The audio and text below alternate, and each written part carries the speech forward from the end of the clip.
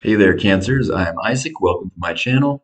We're going to get into your tarot reading for the month of September. So let's go ahead and shuffle up the cards and see what comes up. I already posted a series of astrological readings for the month of September on my channel. If you haven't seen those yet, go check those out. While I'm shuffling, let me just remind you to like and subscribe if you do like these videos. And if it's your first time watching, welcome. Hopefully you enjoy it. Full disclaimer that I've been putting at the beginning of all my videos, I really don't get into the whole twin flame, soulmate, ex-boyfriend type stuff. I'm a little tired of that. I've been doing readings a long time. It's just, I'll leave that to the people who enjoy doing it. I'd rather get into the more spiritual evolution side of things. Um, and, I often have been saying that I see the tarot as a spiritual diagnosis tool rather than a fortune telling tool. It's not about am I going to win the lottery, or am I going to get in this relationship, or is my ex coming back to me, and the stuff that people usually ask. So if you're interested in that, you might want to tune in somewhere else. There's plenty of that out there.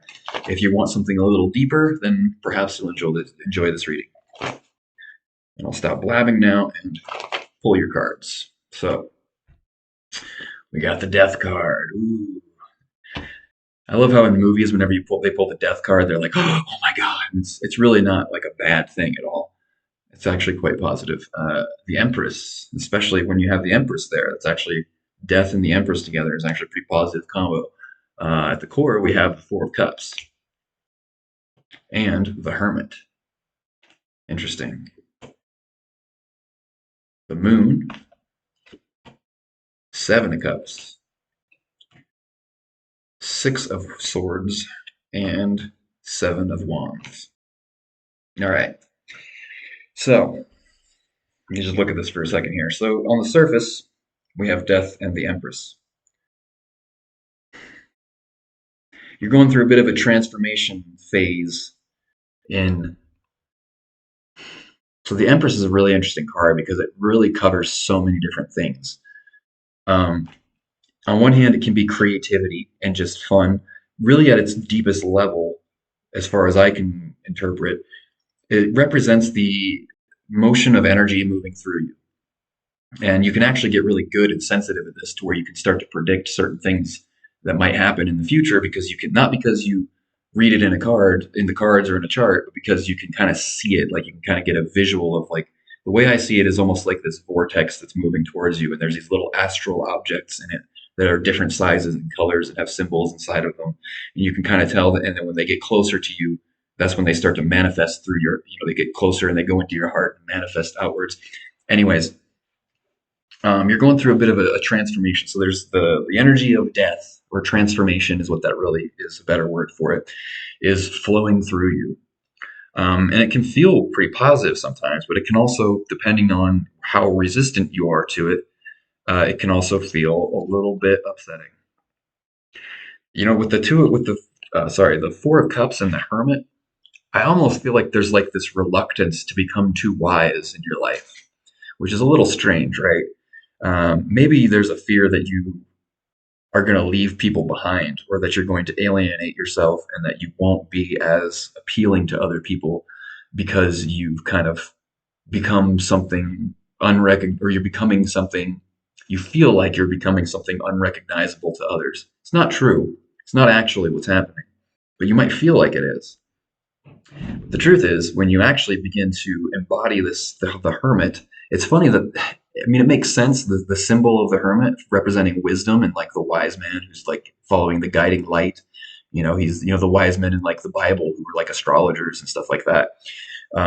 Maybe you're gaining more and more wisdom at a rate that might be kind of frightening to you. But it's also kind of fun and enjoyable. So it's like you're enjoying it, but you're also worried about where it might be heading. But it's funny that the hermit is that what represents that card, because often what happens is when you start to truly embody wisdom, you're not alone at all.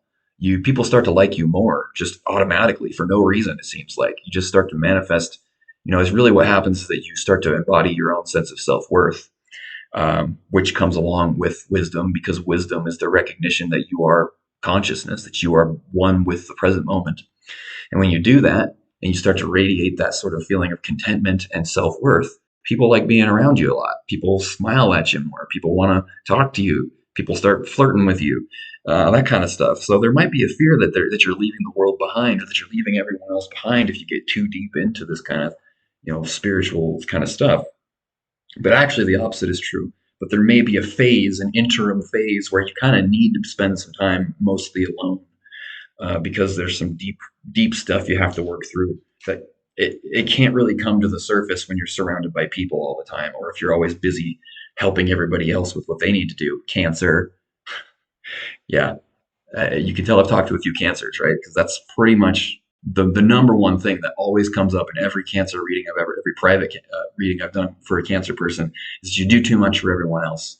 You spend too much time helping everybody, and it's good. It's nice, but it can be taken too far and can be used as an escape mechanism, to avoid certain fears. But I think you're coming into a point where you don't necessarily want to run away from things anymore. You're starting to feel more like you want to face your fears, like you want to get through this. You want to go through the process, as difficult as it may be, because you recognize that there's, the pot of gold at the end of the rainbow is something far greater than anything you can get through, um, you know, work or money or relationships or whatever. You're realizing that there is this sort of that there is joy to be found in the present moment, through tapping into the field of consciousness that's around you all the time. The force, you could call it. I mean, that is as silly as it is to quote like Star Wars. The Force in those movies is actually a pretty good representation of what consciousness is. Maybe you can't use it to move stuff with your mind, but the way they describe it as this sort of the energy that flows around and within all things and binds all things together. Well, that's basically a description of the element of spirit in alchemy. It's the same thing. It's just not as fantastical as you see in the movies. Um, but you're tapping into that, and you've recognized that that is a real thing. That there really is like this intelligence that permeates everything, and that emptiness is not empty. It is actually pure potential energy in perfect balance. Energy that is in perfect balance is invisible. I think Buckminster Fuller, a physicist, he had something called the vector equilibrium. It's the geometry of space time, where in balance. And it's like the idea is that there's this huge, unbelievable amount of potential energy in every tiny little square cubic meter of empty space, to where empty space is not empty at all. And when you start to clear your mind and quiet down and be very present and stop thinking so much, you can feel it. And you start to know that it's real. It's no longer a concept in your mind that you talk about or think about. It's something that's real. And you start to find that you start to develop, I mean, kind of like certain abilities, really, like your intuition, your ability to control your sense of empathy. Um, so, in the near future here, I mean, you may get exactly what you were just asking for. What you've been asking for is to face it, the moon and the Seven of Cups. There could be a period of confusion that washes over you in the near future. Um, but confusion, is an interesting phenomenon, even though it's uncomfortable because we start to get scared, right? Because when you're confused, you're like, this could happen or this could happen, or maybe I should go here or do this or do that. And there's all these other potentials that are up in the clouds. It could be this, could be that. It could be treasure. It could be love. It could be a monster. It could be a castle. It could be a deceitful ghost or a snake. You have no idea. There's all these different potentials, and you just have no idea which one to do or what's the right thing to do. And usually, when that happens, the right answer is to do nothing. Wait until it becomes obvious. So you're there. So I guess a lot of this reading might be sort of I mean, not a warning. That sounds kind of too severe. It's just to remind you that if you start to feel kind of foggy and confused and just uncertain, and start catching yourself doing that sort of mental, like, should I do this or that or this or that? Or there's all these different, what do I do?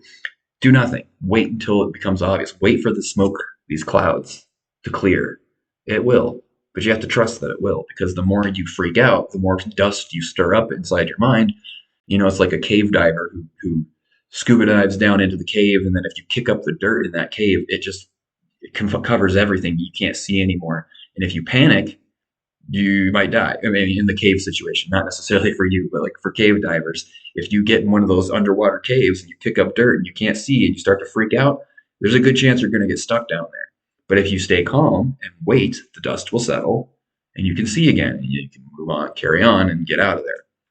So this is very much kind of the same thing. So when the dust starts to get kicked up, and it will, just wait until it settles again, because the more you freak out, the more you're going to continue to freak out. Um, and this idea of confusion, co-fusion, it's two things reconciling together. So you have two opposing ideas in your mind, causing this sort of cognitive dissonance. Maybe it's the V problem of ego versus presence or authenticity. The question of, do I control or do I allow? Do I let the universe do what it wants to do and just trust that it's working in my favor, or do I need to go and control things? And you can kind of get stuck in this back and forward, back and forward, and back and forward. And you feel one day you're super confident that everything is life and spirit and magic, and you can just manifest whatever, and you can just let go and allow the universe to do what it needs to do, because ultimately the universe is just a higher part of you. And you can feel really confident in that, and then the next day you wake up and you're like, oh god, I got to take care of this, I need to control things. You start freaking out and panicking and feeling bad. And there could be this flip-flopping, and if you start to notice that that's happening, the only thing you can really do is just watch it happen until it stops. The more you try to figure it all out, the more you fuel the problem.